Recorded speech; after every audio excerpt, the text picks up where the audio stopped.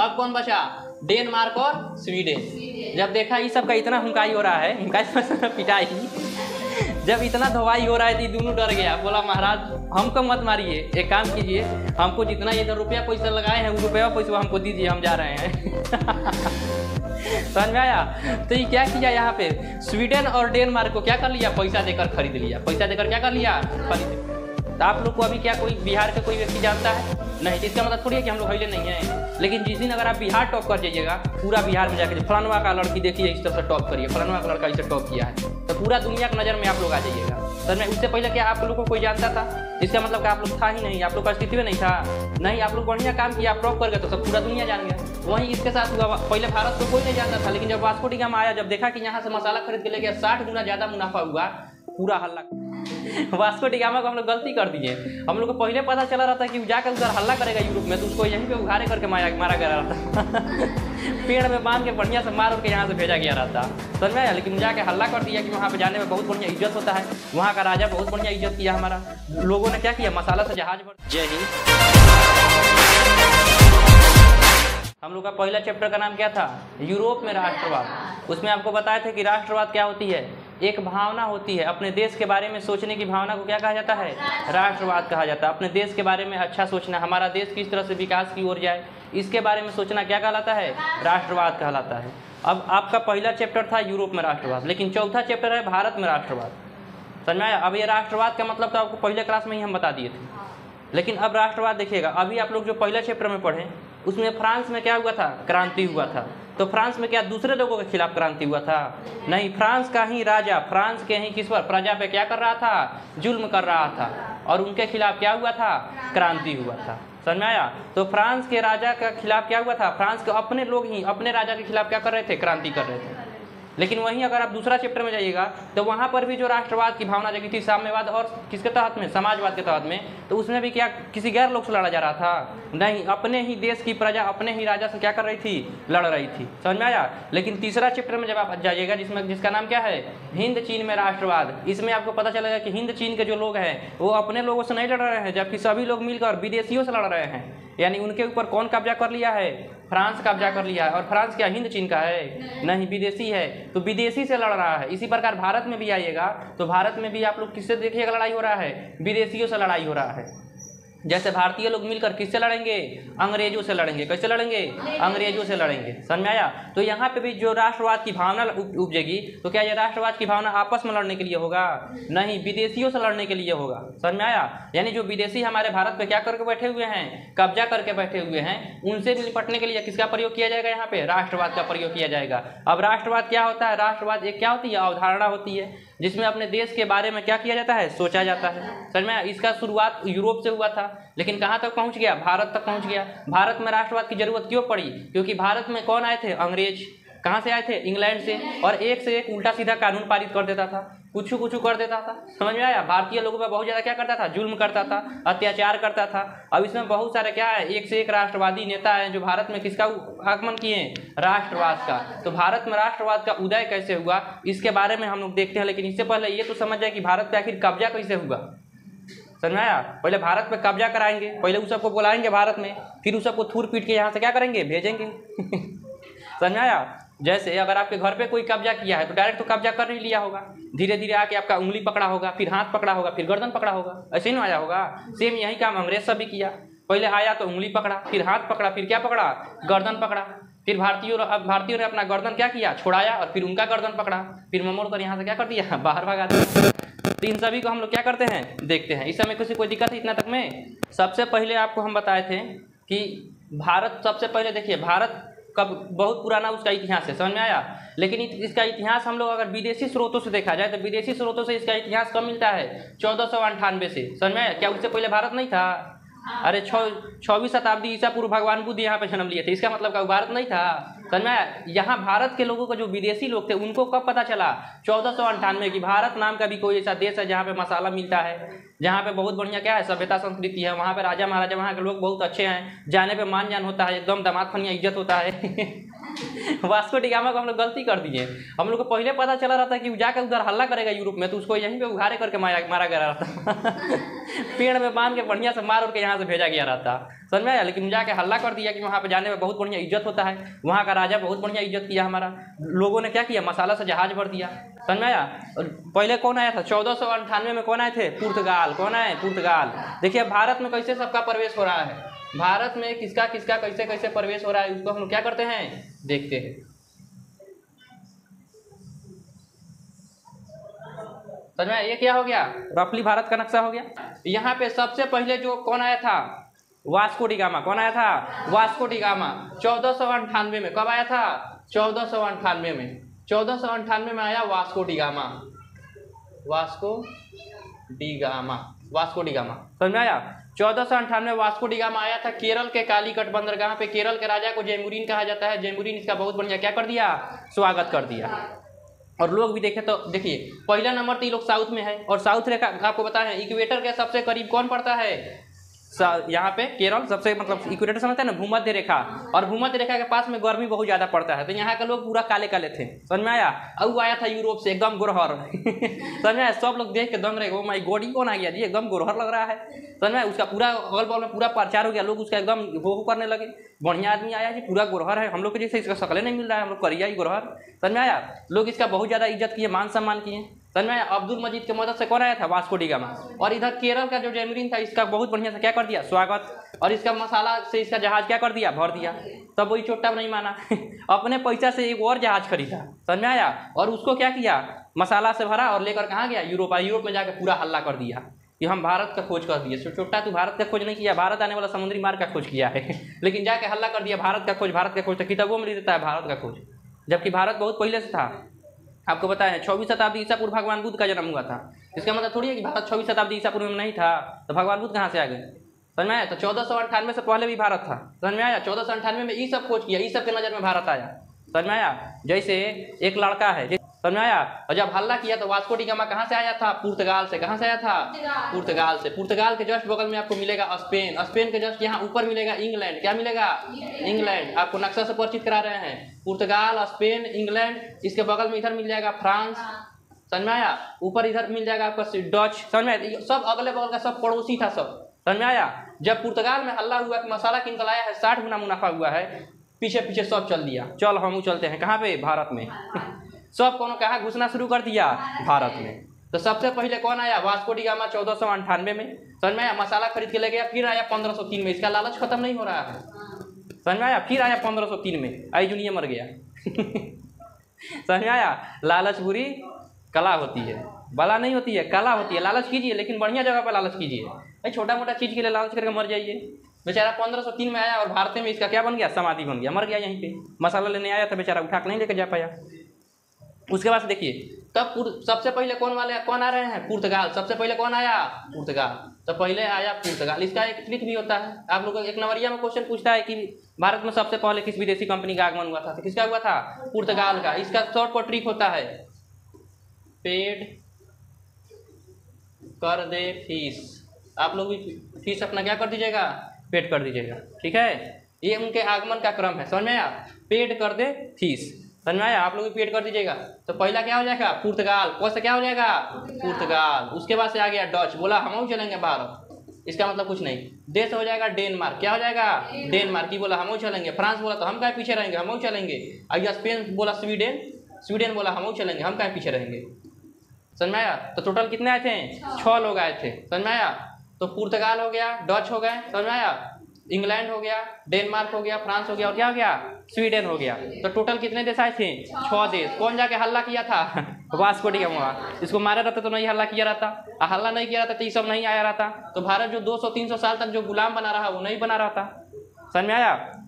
जिस तरह से फ्रांस में देखिए स्वतंत्रता संग्राम हुआ 1769 में, और फ्रांस क्या हुआ 1848 तक आते हैं तो क्या हो गया, स्वतंत्र हो गया। और फ्रांस देखिए आज कितना तरक्की कर गया। समझ में आया। वहीं अमेरिका देखिए 1789 में वहाँ पे क्या हो गया, अपना खुद का संविधान लागू हुआ और वो क्या हो गया, स्वतंत्र हो गया। तो आज देखिए कितना आगे निकल गया। उसी प्रकार अगर हम लोग के ऊपर कब्जा हुआ ही नहीं रहता तो हम लोग भी आज बहुत आगे गए रहते। लेकिन हम लोग के ऊपर इतना ना ज़्यादा कब्जा करके इतना ना ज़्यादा भारत को लूट लिया कि हम लोग आज़ादी हुए 1947 में। अभी 100 साल नहीं हुआ हम लोग को क्या हुए, आज़ाद हुए। लेकिन भारत बहुत तेजी से विकास कर रहा है। समझ में आया। आज पूरा दुनिया के नज़र में भारत फटक रहा है, और कोई भी देश नहीं चाहता कि हमारा भारत के साथ रिश्ता क्या हो, खराब हो, क्योंकि उसको पता है कि भारत के बिना आगे नहीं बढ़ा जा सकता है। समझ में आया? दुनिया में हमको आगे बढ़ना है तो भारत का सपोर्ट लेना पड़ेगा, समझ में आया? खुद चाइना नहीं चाहता कि भारत के साथ रिश्ता खराब हो, क्योंकि उसका बहुत ज़्यादा व्यापार कहाँ होता है? भारत में होता है। एक दिन के लिए अगर उसका व्यापार बंद हो जाए, सोचिए तबाही मच जाएगा उसका। वो अलग बात है, भारत में भी थोड़ा बहुत उसका घाटा सहना पड़ेगा, समझ में आया? चलिए यहाँ देखिए, तो ये लोग सभी लोग कहाँ आ गए? भारत में। कहाँ पे आ गए? भारत में। तो सबसे पहले तो पुर्तगाल आया, पुर्तगाल आया केरल में, तो केरल में ही पड़ता है कोची। क्या नाम है? कोची, जिसका अभी का नाम है कोचीन। क्या नाम है? कोचीन, समझ में आया? तो इस कोचीन में आकर अपना फैक्ट्री डाल दिया। कौन? पुर्तगाल वाला। तो पुर्तगाल वाला अपना फैक्ट्री कहाँ डाला? केरल के कोचीन शहर में 1503 में। कब डाला था? 1503 में। 1503 में अपना फैक्ट्री डालकर कहाँ फंस गया? भारत में। इसका मतलब भारत में किसका आगमन हो गया? पुर्तगाल का। किसका? पुर्तगाल का। जब पुर्तगाल देखा तो इंग्लैंड का, हम काहे पीछे रहेंगे? समझ में आया? पीछे पीछे इंग्लैंडो आ गया। कहाँ आया था? सूरत में। समझ में आया? गुजरात में एक जगह है जिसका नाम क्या है? सूरत। सूरत में आया, बोला हम अपना फैक्ट्री डालेंगे। कहाँ पे डालेंगे? सूरत में अपना फैक्ट्री डालेंगे। समझ में आया? ये डाला था 1600 ईस्वी में। कितना में?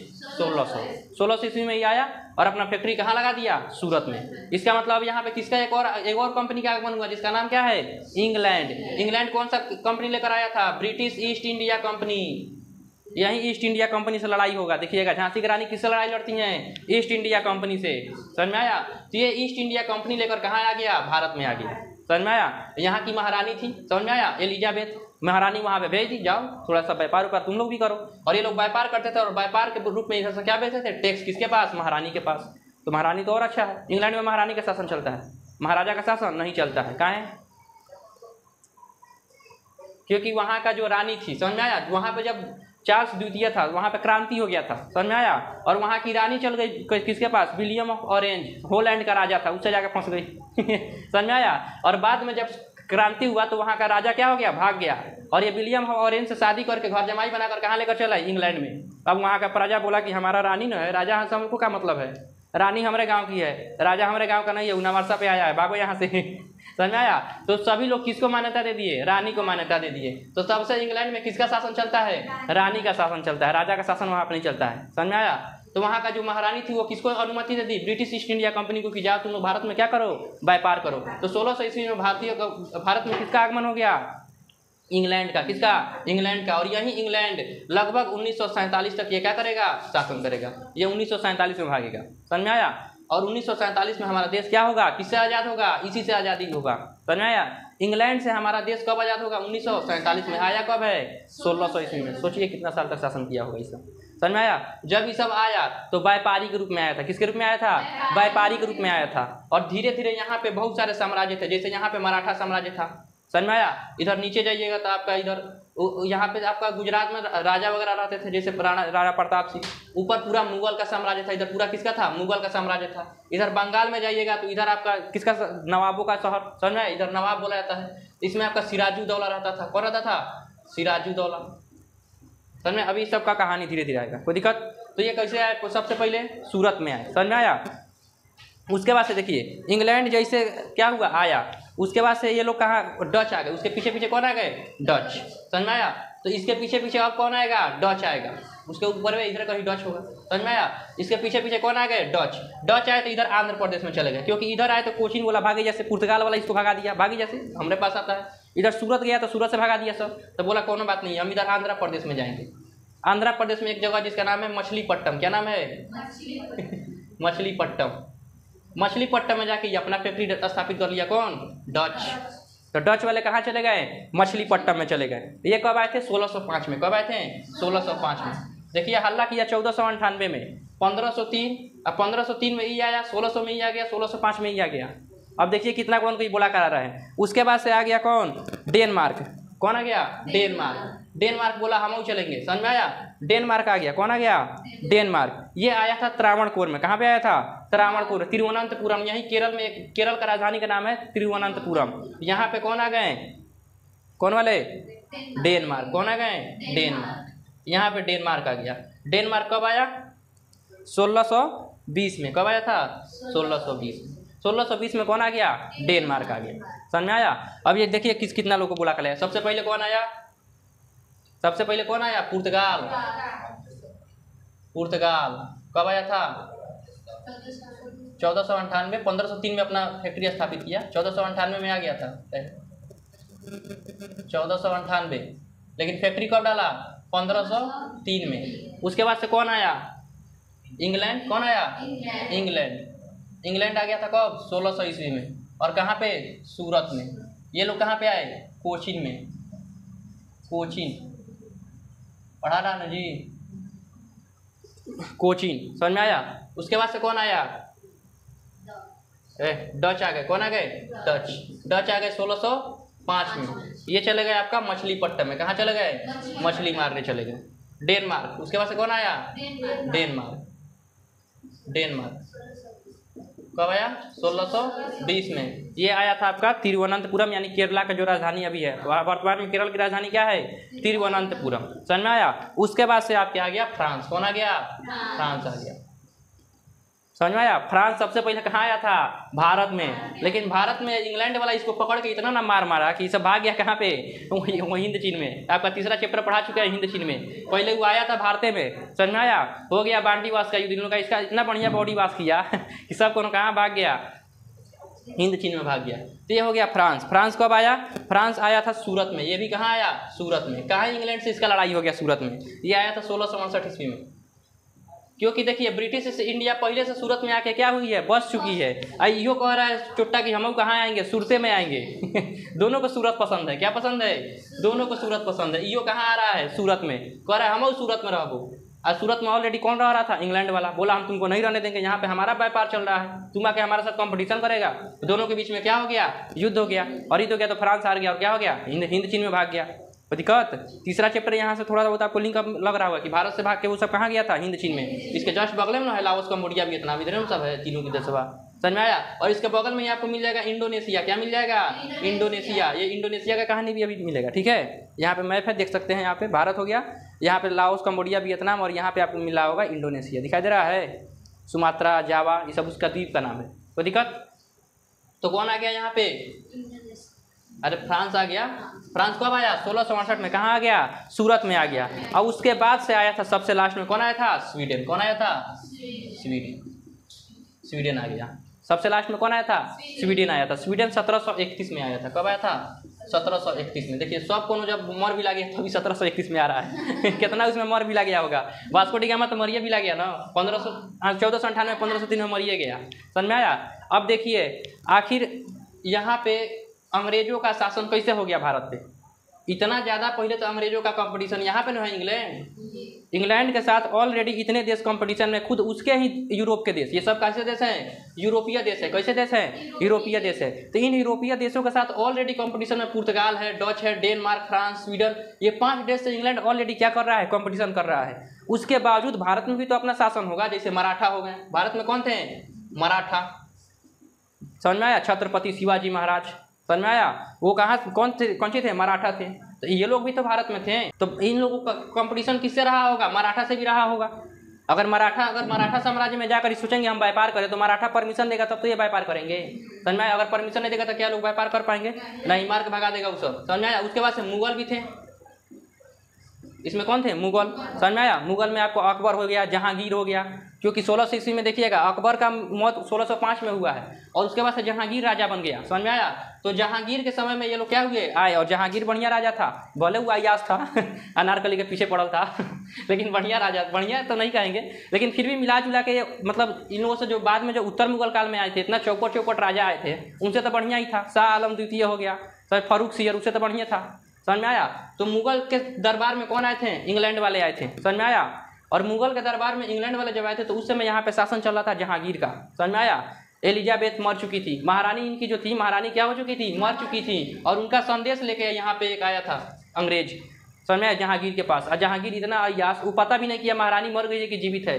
मरल महारानी का संदेश कर रहा है, व्यापार का परमिशन है, हमारे विश्व सुंदरी हमारे पास लेटर लिख कर भेजी है, परमिशन है, व्यापार करो व्यापार करो छोटा कम से कम पता लगा लेता वो जिंदा है कि मर गई है मरल महारानी का पेपर देकर वो क्या कर दिया? व्यापार का अनुमति दे दिया। किसमें? भारत में। समझ में आया? कौन? मुगल, जिसका नाम क्या था? जहांगीर। क्या नाम था? जहांगीर। इसी को हम लोग सलीम कहते हैं। सलीम। अनारकली और सलीम सुने कि नहीं? चलिए, इसकी कोई को पत्नी थी सब चलिए आप देखिए, उसके बाद से देखिए यहाँ मुगल भी थे और कौन थे, मराठा भी थे। तो इनके साथ भी इनका कंपटीशन चल रहा होगा इंग्लैंड वालों का, फिर भी इंग्लैंड वालों का ही इस पर कब्जा हुआ, बाकी लोगों का कब्जा क्यों नहीं हो पाया। चलिए अब धीरे धीरे इन सभी को भगाते हैं और इस पर किसका कब्जा कराते हैं, इंग्लैंड वालों का कब्जा कराते हैं। चलिए सबसे पहले क्या हुआ, सबसे पहले पुर्तगाल वाला का इन दोनों के बीच में क्या हो गया, लड़ाई हो गया। समझ में आया, पुर्तगाल वाला इन दोनों के बीच में क्या हो गया, लड़ाई हो गया। इंग्लैंड और पुर्तगाल के बीच में लड़ाई हुआ, तो लड़ाई हुआ तो ये बोला कि एक काम करते हैं, इंग्लैंड की जो क्या होती है, इंग्लैंड का राजा चार्ल्स द्वितीय, क्या नाम था, चार्ल्स द्वितीय, और पुर्तगाल की एक राजकुमारी थी जिसका नाम था कैथरीन, क्या नाम था, कैथरीन। इन दोनों का विवाह हो गया, इन दोनों का क्या हो गया, विवाह हो गया। अभी समधी बन गया तो सब लड़ेगा रिश्तेदार बन गया। समझ में आया। अब देखिए जब ये पुर्तगाल वाले आए थे, कौन वाले, पुर्तगाल वाला, इधर बम्बई पे पूरा किसका कब्जा था, पुर्तगाल वालों का। तो बम्बई बंदरगाह है, ये लोग जो थे चार्ल्स द्वितीय को क्या कर दिए, दहेज में दे दिए। किस में दे दिए, दहेज में दे दिए। इसका मतलब अब पुर्तगाल साइड हो गया, पुर्तगाल खत्म। क्या पुर्तगाल अब अंग्रेजों से लड़ेगा, नहीं, पुर्तगाल यहाँ से चला गया। बम्बई बंदरगाह किसको दहेज में मिल गया, इंग्लैंड को। तो इंग्लैंड को ये कौन सी दे दिया, बम्बई, क्या दे दिया, बम्बई। और पुर्तगाल यहाँ से क्या हो गया, रवाना, पुर्तगाल भाग गया। अब क्या पुर्तगाल से इसका कंपटीशन है, नहीं। पुर्तगाल वाला कहा अब हम कहाँ जाएँ, अपने देश में जाएँ, नहीं, चलते हैं यहीं बगल में इंडोनेशिया पर कब्जा कर लेते हैं क्योंकि सब छुट्टा साड़ है। समझ में आया। तो यहाँ से भारत से निकला कौन, पुर्तगाल, और जाकर इधर इंडोनेशिया पे किसका कब्जा कर लिया, इंडोनेशिया पे किसका कब्जा हो गया, पुर्तगालियों का। किसका, पुर्तगालियों का। समझ में आया। उसके बाद से देखिए डच वाले बचे, कौन वाले, डच वालों को भी बोला कि तुम लोग ही मान जाओ, कंपटीशन मत करो इंग्लैंड वाला से। समझ में आया। डच वाला मानिए नहीं रहा था, डच वाला क्या कर रहा था, नहीं मान रहा था, बोला रुक जाओ तुम लोग का व्यवस्था करते हैं। 1759 डच में क्या, डच वालों का कब व्यवस्था हुआ, 1759, 1605 में आया है, 1759 में इस सब का व्यवस्था किया है। 1759 में किया वेदरा का युद्ध। कौन सा युद्ध वेदरा का युद्ध। और वेदरा के युद्ध में डचों को क्या कर दिया, भगा दिया। बोला भागे जैसे छोटा भारत में आएगा तो यहाँ से किसको भगा दिया, डच को। तो डच लोग भी क्या हो गए, साइड। पुर्तगाल लोग भी क्या हो गए, साइड। अब देखिए फ्रांस वाला बचा, कौन बचा, फ्रांस वालों को तो सब खोज रहा था। छोटा तुम लोग मिलो, तुमको बताते हैं। तुम लोग भी सूरत में आया है, हम लोग ऑलरेडी कहाँ पे हैं, सूरत में ही हैं। तो फ्रांस के साथ इन लोगों ने किया 1760 में बॉन्डीवास का युद्ध। 1760 में क्या हुआ था, बॉडीवास को लिखो, बॉडीवास का युद्ध, वांडीवास लिखा जाता है इसको। समझ में आया। किसका युद्ध हुआ था, वांडीवास का युद्ध। तो 1760 में इन लोगों ने क्या कर दिया, सूरत के साथ इंग्लैंड वालों ने किसका युद्ध कर दिया था, वांडीवास का युद्ध। तो इंग्लैंड वालों का युद्ध किसके साथ हुआ, फ्रांस के साथ। और फ्रांस 1760 में वांडीवास के युद्ध में क्या हो गया, भाग गया बेचारा। जब यहाँ से जब भागा तो बोला कि अब हम जाए कहाँ, तो बोला यहीं पर लाओस, कंबोडिया, वियतनाम में, चलो उसी पर कब्जा कर लेते हैं। तो यहाँ से भागकर जो फ्रांस वाले थे कहाँ भाग गए, लाओस, कंबोडिया, वियतनाम। तो वहाँ से आपको मिलेगा हिंद चीन में राष्ट्रवाद, आपका तीसरा चैप्टर। यहाँ से कॉन्सेप्ट क्लियर, कोई दिक्कत है यहाँ पे। उसके बाद से देखिए अब कौन बचा, डेनमार्क और स्वीडन। जब देखा ये सब का इतना हुंकाई हो रहा है, हुंकाई पिटाई, जब इतना धोवाई हो रहा है तो दोनों डर गया। बोला महाराज हमको मत मारिए, एक काम कीजिए, हमको जितना इधर रुपया पैसा लगाए हैं वो रुपया पैसा हमको दीजिए, हम जा रहे हैं समझ में आया।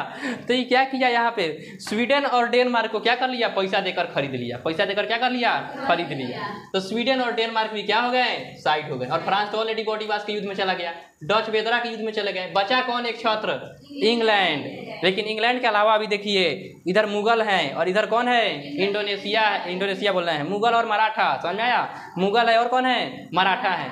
अब देखिए मराठा में एक पेशवा थे, बाजीराव करके उनका नाम था। उनका कहना था कि हमारा साम्राज्य कटक से लेकर अटक तक होना चाहिए कटक उड़ीसा में है। कटक कहाँ पे है, उड़ीसा में। इधर उड़ीसा का कटक है, क्या है, उड़ीसा में कटक है। और अटक इधर अफगानिस्तान तक है। तो उनका कहना था कि इधर कटक से लेकर उधर अफगानिस्तान तक मराठों का साम्राज्य होगा।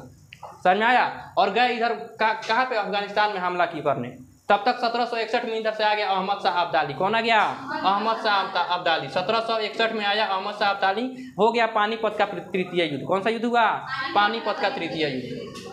पानीपत का तृतीय युद्ध, पानीपत का तृतीय युद्ध। मारा मराठों को धोकर साफ कर दिया, निकलो तो मराठा को ऑलरेडी कौन साइड कर दिया, अहमद शाह अब्दाली। कौन साइड कर दिया, अहमद शाह अब्दाली। तो मराठा भी क्या हो गए, साइड हो गए। अब बचे कौन, मुगल। कौन बचे, मुगल। और मुगल का ही पूरे भारत पे क्या था उस समय, कब्जा था। मानिए या ना मानिए, लेकिन जब दिल्ली सल्तनत जिसके हाथ में रहता है, भारत को उसी का क्या माना जाता है, अंडर में माना जाता है। तो उस समय दिल्ली पर किसका शासन चलता था, मुगल का शासन चलता था।